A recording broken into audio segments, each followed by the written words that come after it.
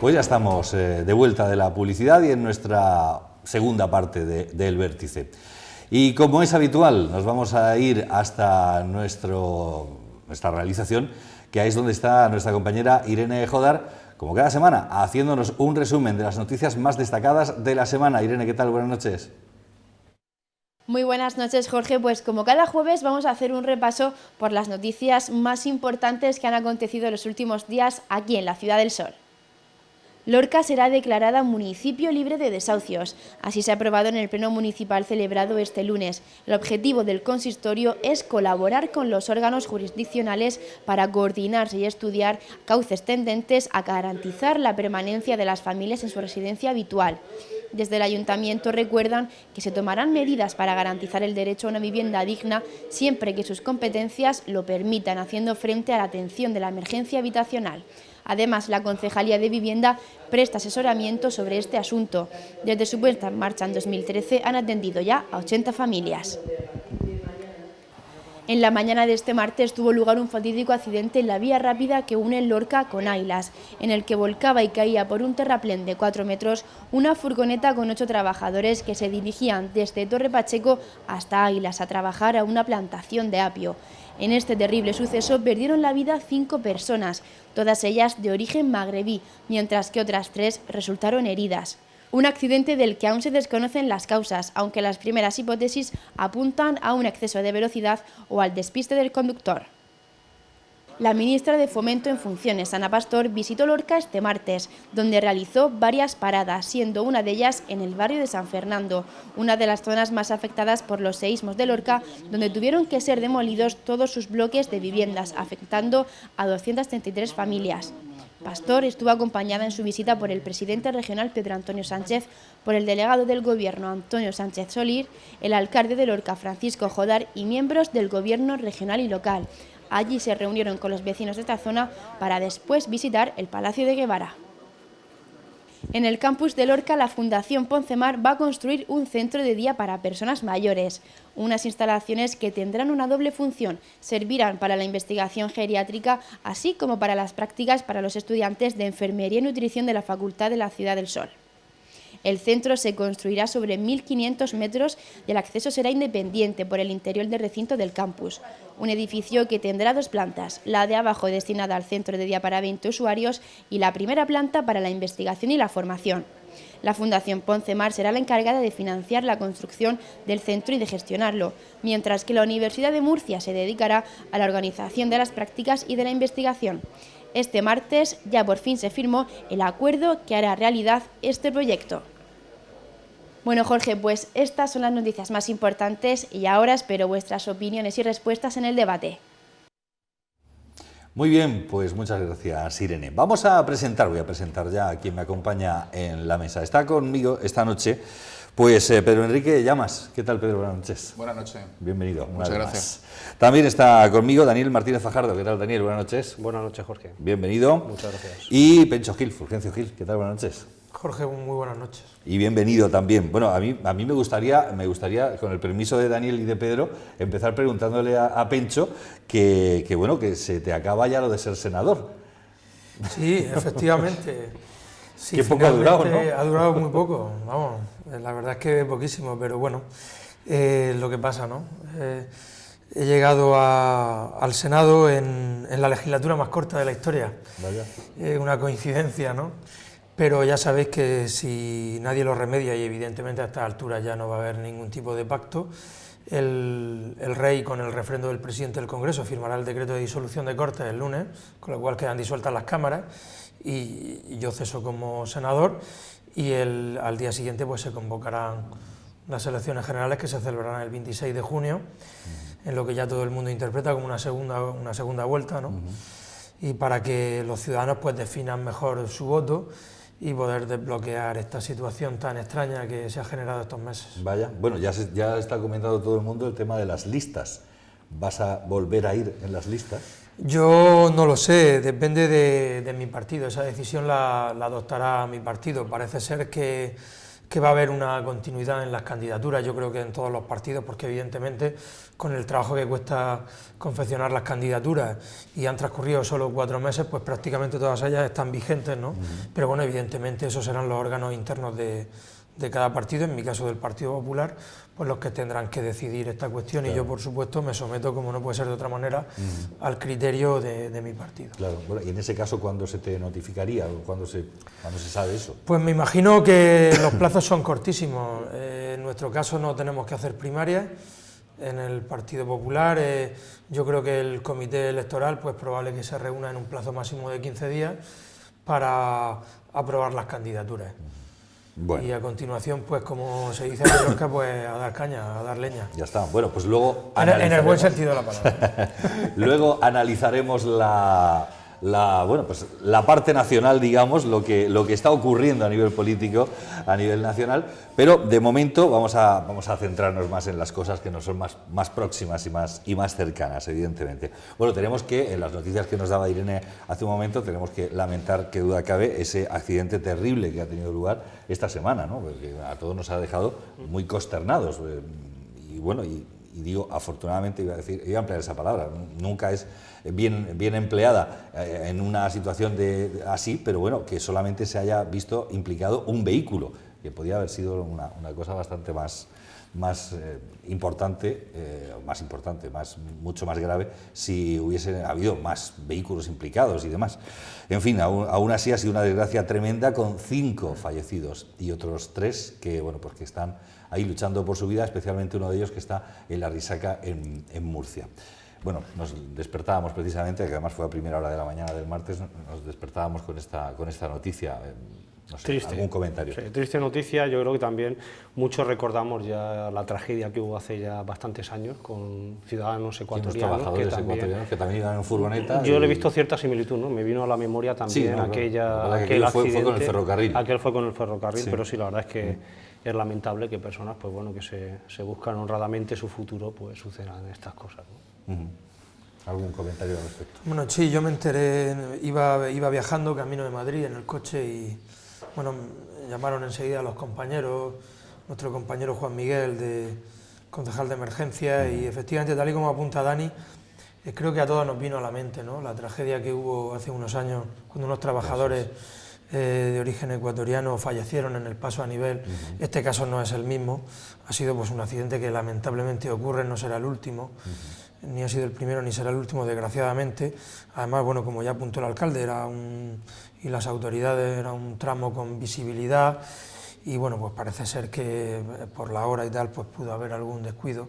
Son accidentes, lamentablemente, pues ahora tenemos a 5 familias sufriendo, más las familias también yo lo que espero es que se puedan recuperar pronto los heridos, y con las familias de los fallecidos, pues todo el apoyo, toda la solidaridad y la ayuda que se le pueda prestar desde las instituciones. Lo que pasa es que en los últimos tiempos, y ahora te doy la palabra, Pedro, en los últimos tiempos nos da la sensación de que ya nos hemos acostumbrado de tal manera y tal forma a intentar buscar culpables para todo. Es decir, porque antes ocurrían accidentes, y ha sido un accidente y ha sido un accidente. Ahora parece que hay que buscar la responsabilidad y culpabilidad. A lo mejor el quitamiedos no estaba bien puesto, a lo mejor ha sido un fallo mecánico del vehículo, o no había pasado la ITV, o vete tú a saber, ¿no, Pedro? Iba a entrar en ese caso concreto. Primero, que ya tengo ganas de que Lorca, a nivel nacional, sean buenas noticias las que se nos haga referencia, porque la verdad es que llevamos unos años que en este caso se valoran muy rápidamente las causas del accidente. O sea, se ha dormido, el exceso de horas trabajadas. Hoy creo que en prensa salía que la empresa de trabajo temporal creo que se constituyó en el 2000 y no había tenido ningún tipo de accidente, tenía todos sus trabajadores en regla. Al final son accidentes, y la propia definición de accidente son cuestiones imponderables que no puedes controlar. Incluso yo creo que sí que es una vía rápida, pero yo creo que cumple todas las normas de seguridad.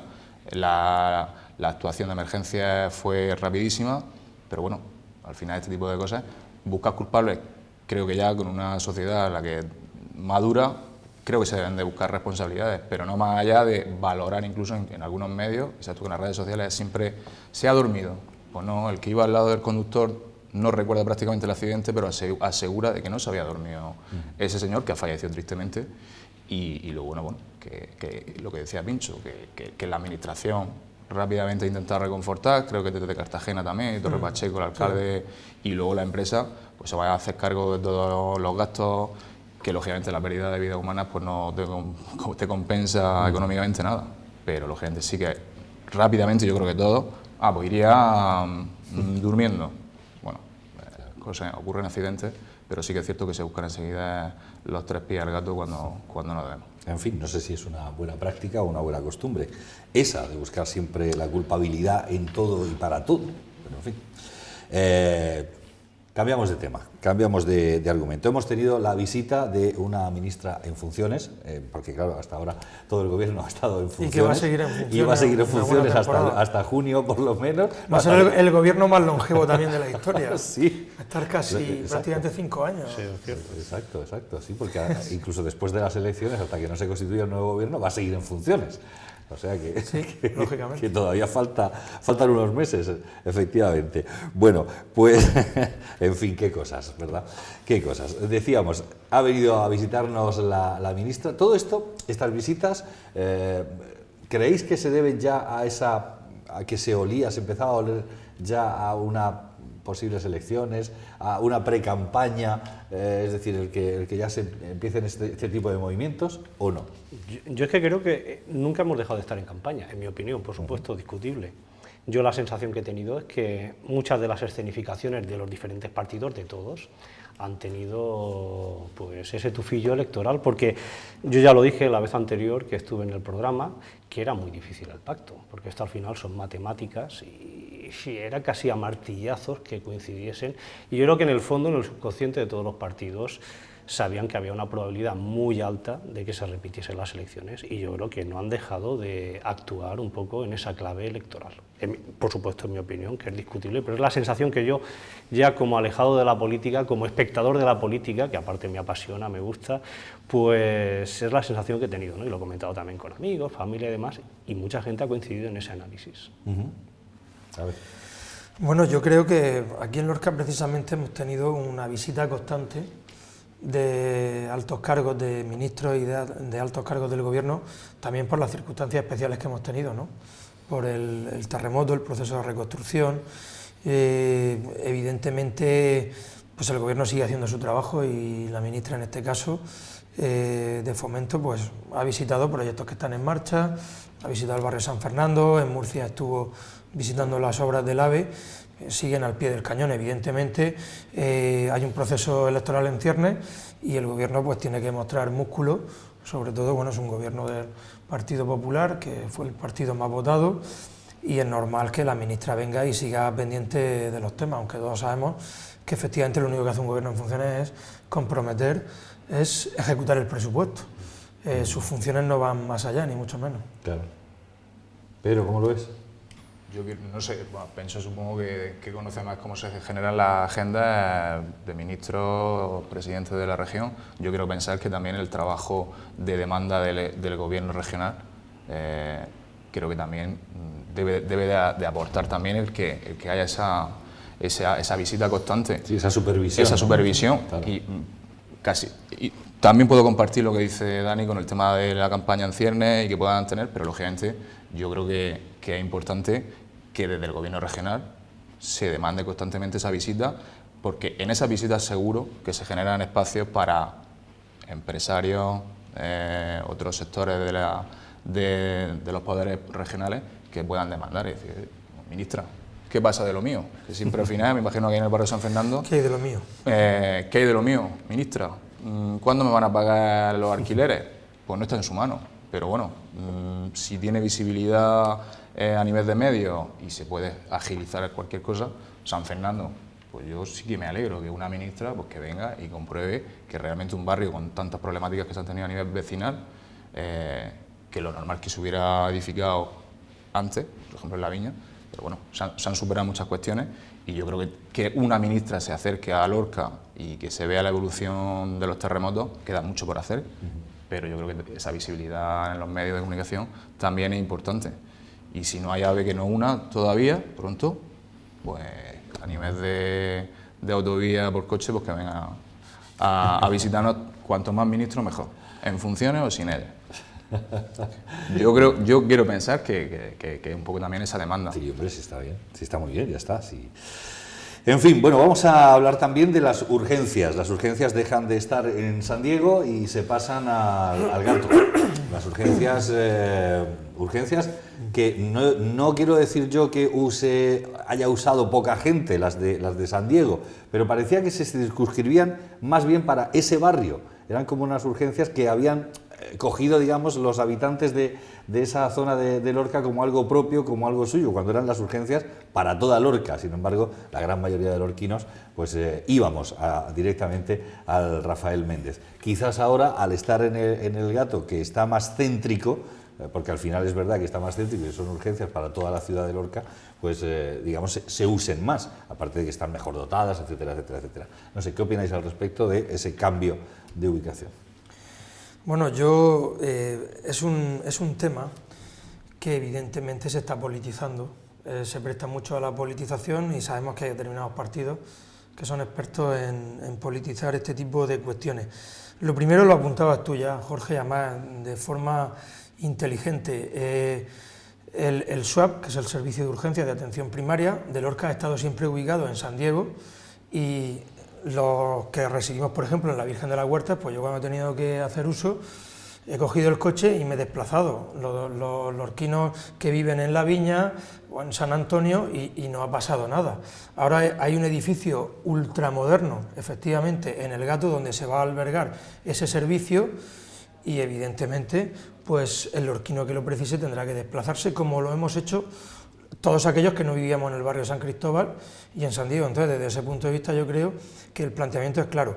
Pero es que, por otra parte, no es un capricho, es que hay un informe de los propios médicos y de los técnicos que dicen que ese edificio, esa instalación ahora mismo, no es adecuada ni cumple las condiciones para prestar el SWAP. Por lo tanto, se traslada a un edificio que se ha hecho nuevo y donde se ha hecho una inversión importantísima. Pero ya ha dicho el alcalde, por activa y por pasiva, que cuestión distinta es que Lorca, por población, tenga derecho a tener 2 SWAP. Y en ese caso en ningún momento vamos a renunciar a tener el segundo SWAP. Y tampoco vamos a renunciar a que, puesto que uno de ellos está ya en el Gato, el futuro SWAP se pueda ubicar en el barrio de San Cristóbal. Pero no por tener que dejar esa instalación que no reúne condiciones, sino porque cumplamos con los parámetros y tengamos derecho a ello. Y también lo está estudiando la Consejería de Sanidad, como es lógico. Por lo tanto, lo que pasa es que es muy fácil reunir a 10 o 12 vecinos, como ocurrió anoche, y contarles lo que es verdad, lo que es una verdad media y lo que es mentira también. Eso es muy fácil, manipular a los vecinos. Yo aquí lo que quiero hacer es un llamamiento a que tengamos todos una actitud responsable en cuestiones tan importantes como es la sanidad. Bueno, más opiniones, Daniel. No, supongo que será también más un tema técnico, como bien ha reflejado Pencho. Hombre, yo lo lamento egoístamente porque soy residente en San Cristóbal y la verdad es que me pillaba muy cerca, y las veces que he tenido que utilizar urgencias, pues el trato ha sido... No he tenido ninguna queja, creo que había muy buenos profesionales, pero entiendo que esto al final es un tema técnico, y si se ha visto que el edificio no tenía las capacidades a lo mejor para desarrollar ese servicio, pues si se ha hecho uno nuevo, pues bueno, no lo veo mal. Desde luego sí que sería interesante, como dice Pencho, que se pudiese solicitar el segundo SWAP, porque yo creo que Lorca por población lo requiere, ¿no? Hay un término municipal muy amplio, poblado, y yo creo que a veces hay ciertas carencias sanitarias. Todo lo que sea servicios sanitarios que vengan para Lorca, pues bienvenido sea, porque seguro que no van a redundar, son necesarios. Pero al final el sentido de la propiedad lo tenemos todos aquellos que hemos tenido servicios debajo de casa. Yo soy de La Viña, soy viñero, sabéis que me crié allí, y yo tenía mi consultorio médico debajo de casa. Lógicamente tu médico lo tiene. Las primeras curas pues te las hacían allí. Cuando se abrió el nuevo centro en La Viña, pues fueron mejores. El área 3 de salud, pues yo me imagino que habrá, como decía, yo desconozco cuáles son las ratios, pero lógicamente lo que sí debemos tener es una corporación municipal que se encargue de demandar todo lo que para Lorca, y si a nuestro Rafael Méndez le faltan servicios, si le faltan especialidades, tiene que haber alguien que se encargue de esas demandas, y lógicamente ya habrá que ver los equilibrios presupuestarios para que, pues bueno, que Lorca se dote de los servicios médicos de urgencias que podamos tener. Quizá el hecho de que esté más allá o menos o más cerca un centro de atención de urgencias no sea tanto si tenemos realmente unos servicios de traslado de urgencia de ambulancia que pueda hacer en un momento dado ese desplazamiento. Hombre, yo quiero poner encima de la mesa que además, lógicamente, de tener una ciudad ya grande y habitada, tenemos un término municipal inmenso. Inmenso. Y bueno, y tan lorquinos son los de Ramonete, como siempre se ha dicho, como los de Zarcilla de Ramos. Que igual en La Hoya, posible, a lo mejor San Cristóbal, pues a lo mejor no sé si para el estudio geográfico de las pedanías altas, si hay vías que puedan unir, no sé, La Hoya no sé si tiene 4 o 5 mil habitantes, pues igual, no lo sé, no llega quizá, ¿no? Me imagino que la ubicación sea la más adecuada, pero a mí, yo si viviese en La Paca, aunque no tuviese mi servicio ambulatorio de primera cura a ciertas horas, porque realmente no se puede económicamente soportar, que sabe lo que pasa, que llega el verano, que se cierran servicios, que se demandan por parte de las pedanías que se mantenga las atenciones médicas, hay muchas personas mayores, ¿vale? Vamos a dotar de los transportes adecuados para que se desplacen tanto a una atención de un especialista como a una cura, como a lo que sea. Pero bueno, espero que estemos en buenas manos, los responsables del Servicio Murciano de Salud y las personas que, lógicamente, se encarguen de demandar para Lorca pues, todos los servicios que nos merecemos y que también con nuestros impuestos. Lorca no creo que seamos un habitante de segunda ni respecto a la Murcia-Cartagena, que bueno, Cartagena por ejemplo ha conseguido abrir nuevamente el hospital, ¿no? Que parecía que se iba el Rosell, creo que es. Bueno, hay una presión constante en cuanto a la atención médica. Pues yo creo que aquí en Lorca pues también debemos ser belicosos. Lógicamente, el uso político de la población, pues a mí me entristece, sea de un partido, sea de otro. Y eso, lógicamente, yo creo que el diálogo, yo creo que las personas que vivimos en Lorca, que no tenemos con información, es lo que necesitamos. Y muchas veces carecemos de esa información y si se nos utiliza, pues fácilmente, ante el desconocimiento previo, pues que nos lleven al huerto.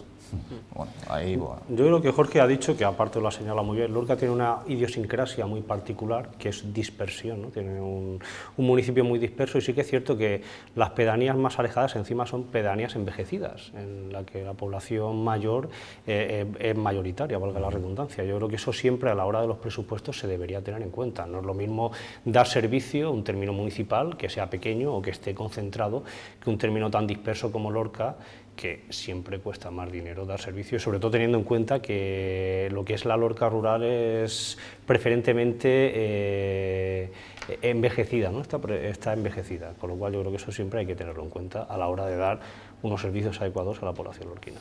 Muy bien, ¿algo más al respecto o cambiamos de asunto?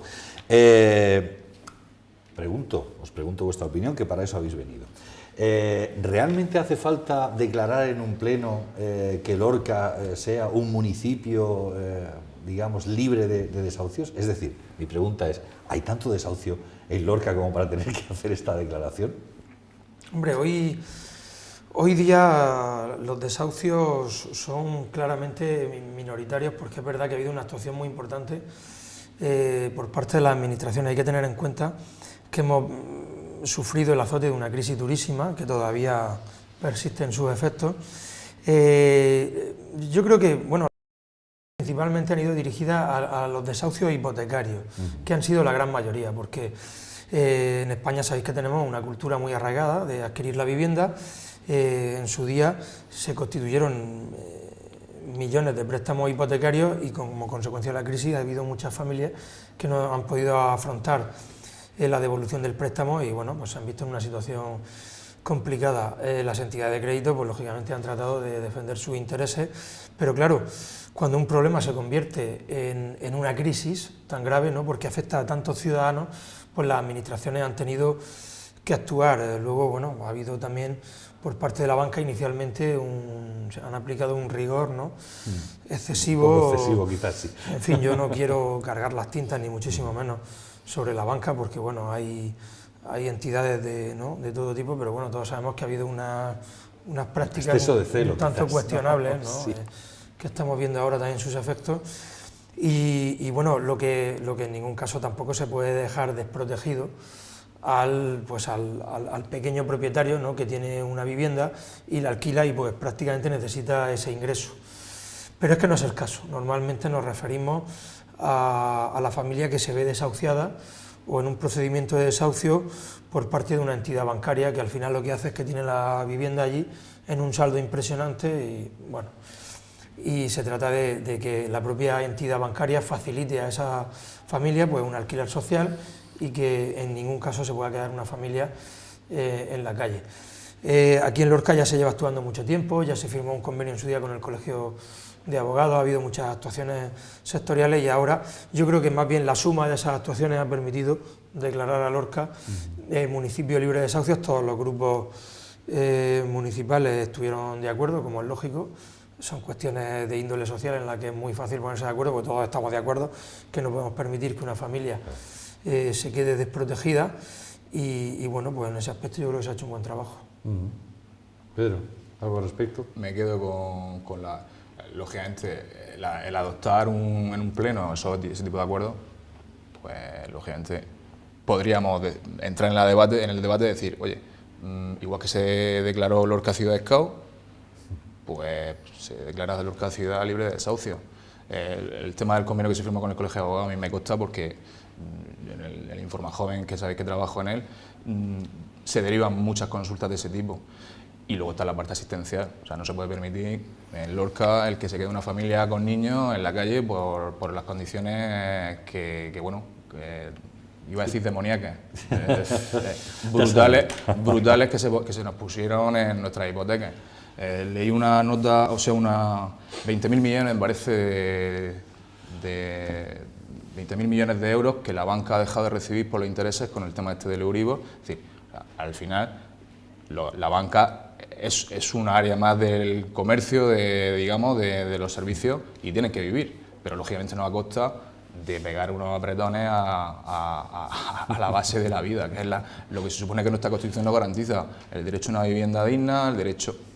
Luego ya entramos en ¿por qué te metes? ¿Por qué te metes?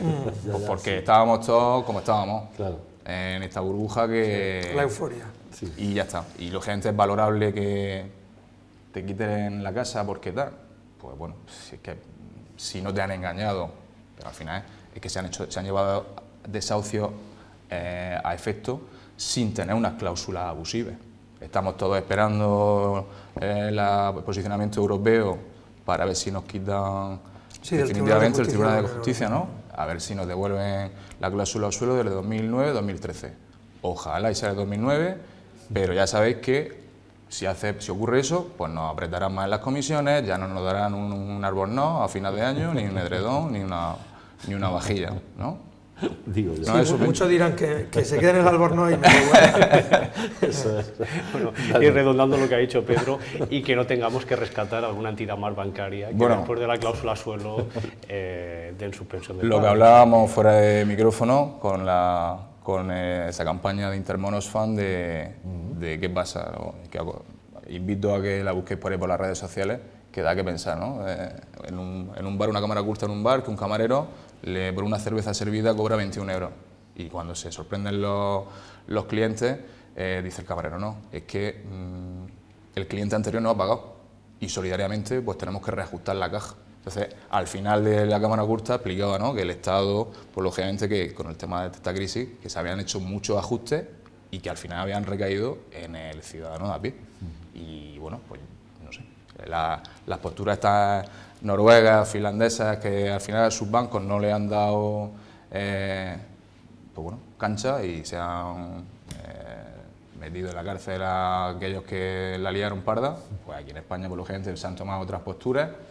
Bueno, lo que es importante es que en poco tiempo salgamos de esta crisis, que se deje de hablar de la crisis en Lorca del terremoto y que salga la primavera ya por algún lado. Bueno, al hilo de eso habéis oído que está cabreado Mario Conde porque dice que es el único que está encerrado, porque el hijo de Pujol no está en la cárcel, o el otro, o Maroto y el de la moto, es decir, que al final...